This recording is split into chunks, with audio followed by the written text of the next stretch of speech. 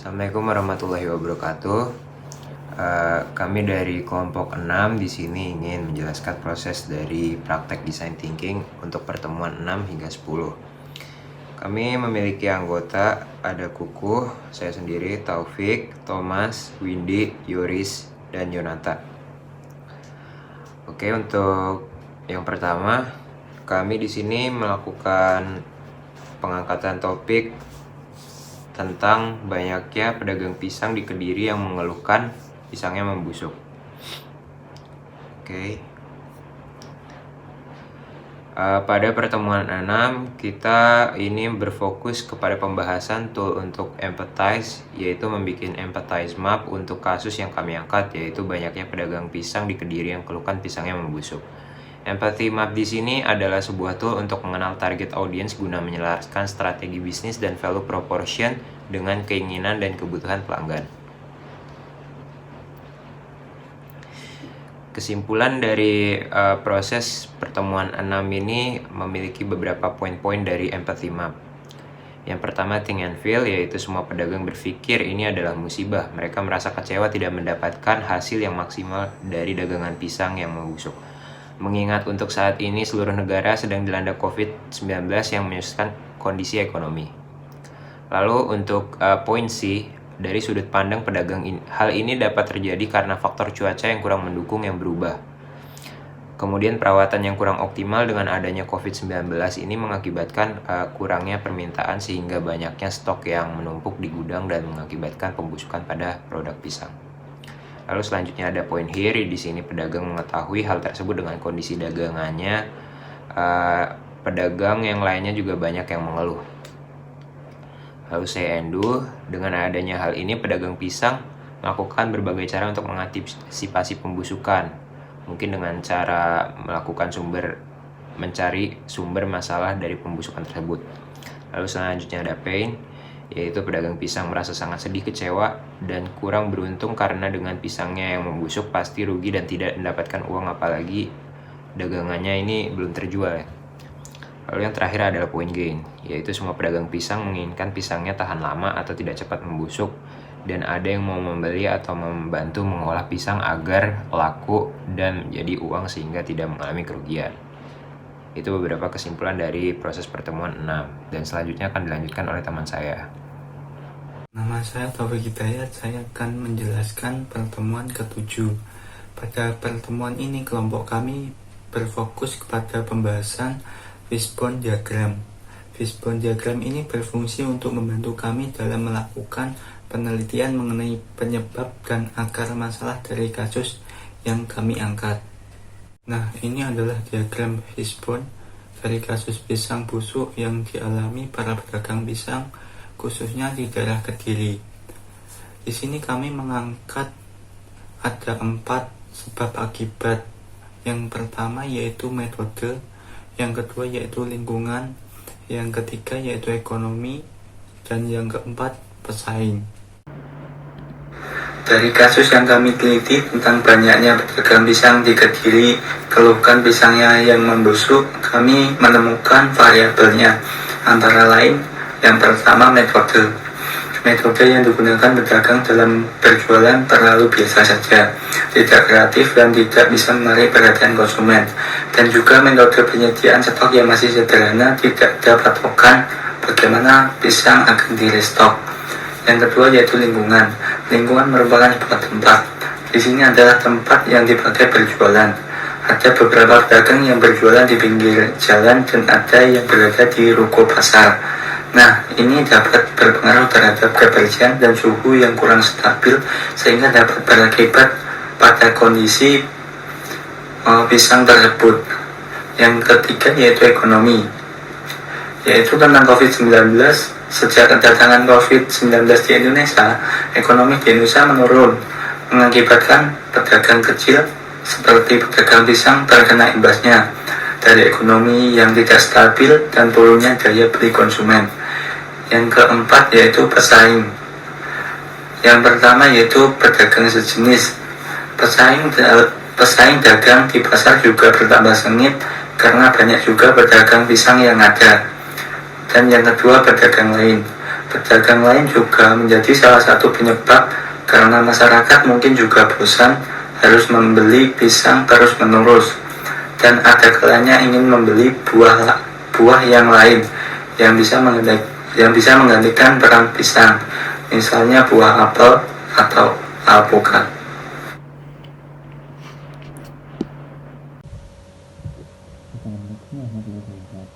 Perkenalkan, nama saya Thomas, Aldi Sualan.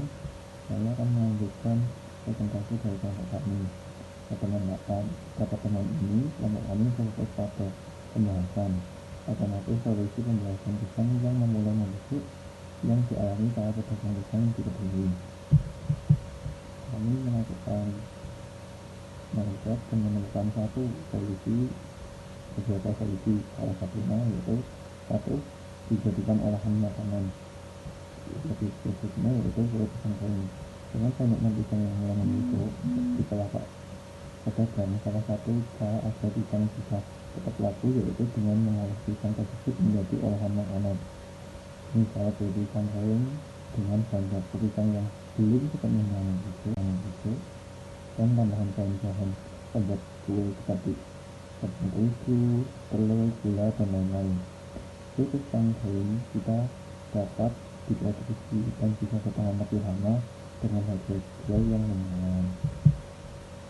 Yang kedua yaitu dibuat pakan ternak sapi, kambing, atau kelinci.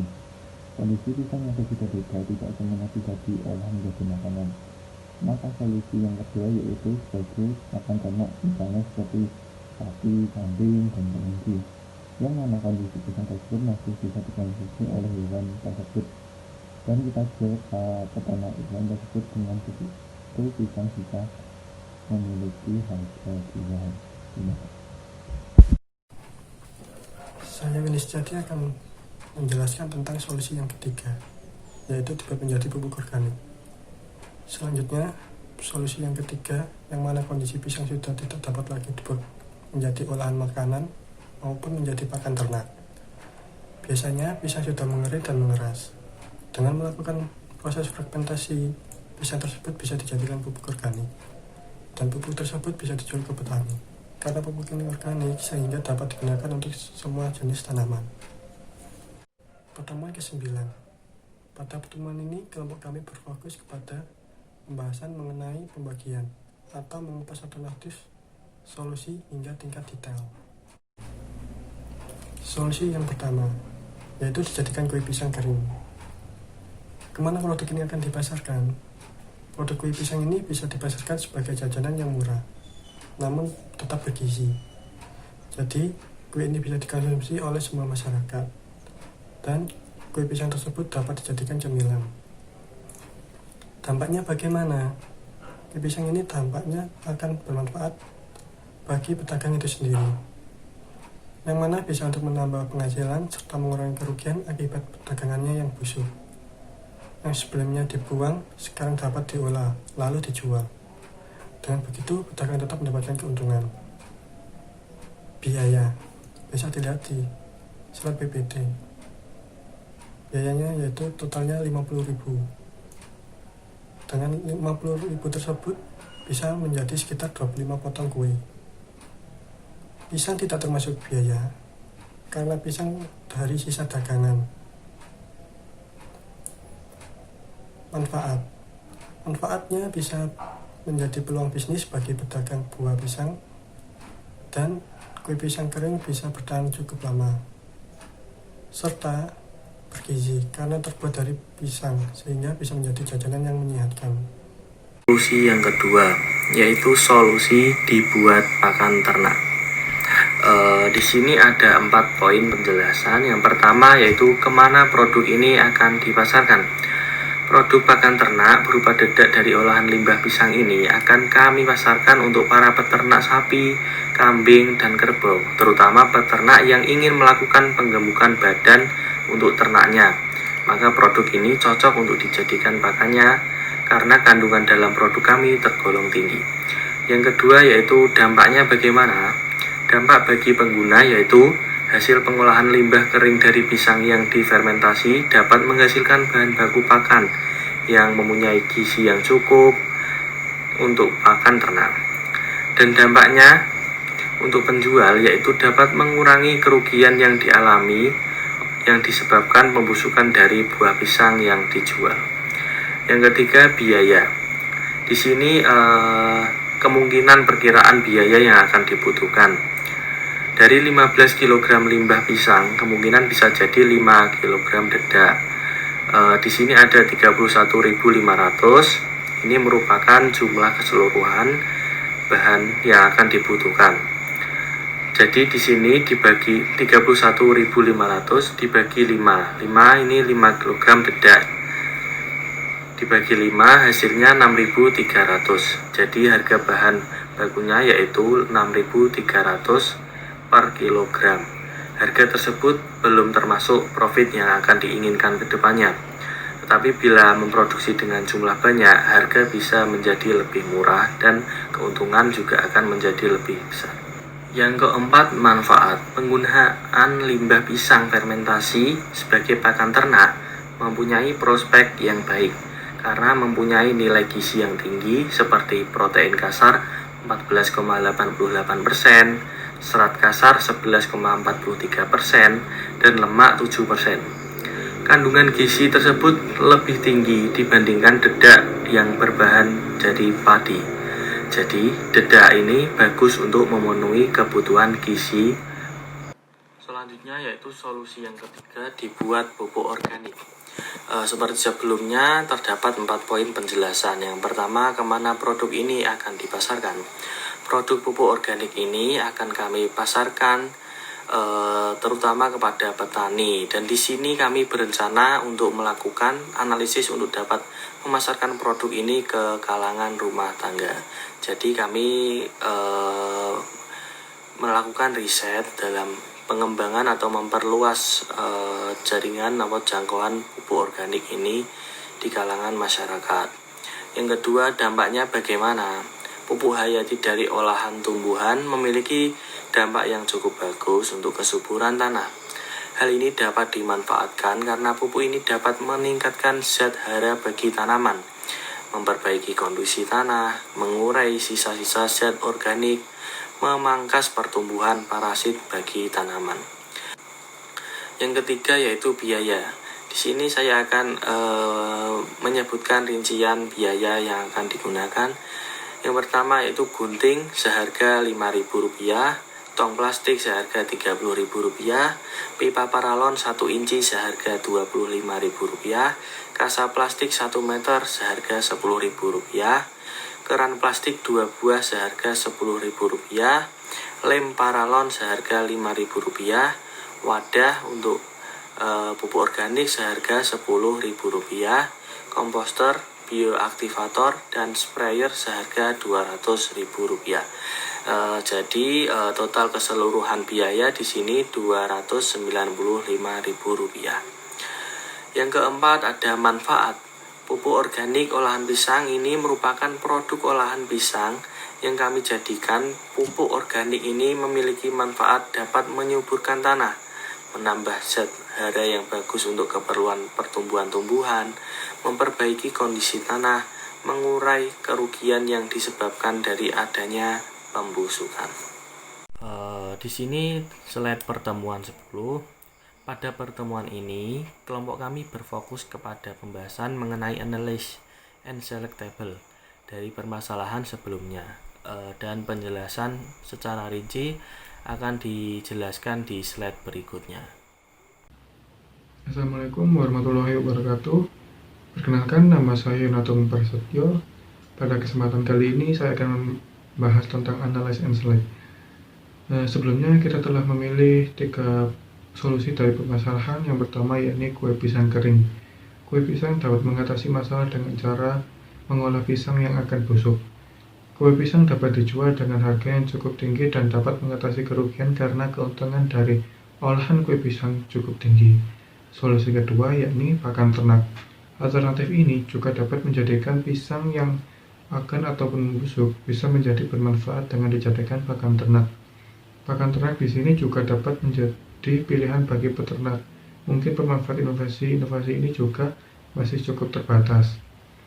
Solusi ketiga yakni pupuk organik. Pupuk organik dapat dijadikan alternatif pilihan untuk pengolahan pisang yang akan ataupun membusuk. Alternatif ini juga dapat menjadi pilihan bagi petani dalam pengelolaan lahan bercocok tanam mereka. Kemudian penjabaran penilaian. Yang pertama, dampak pada permasalahan.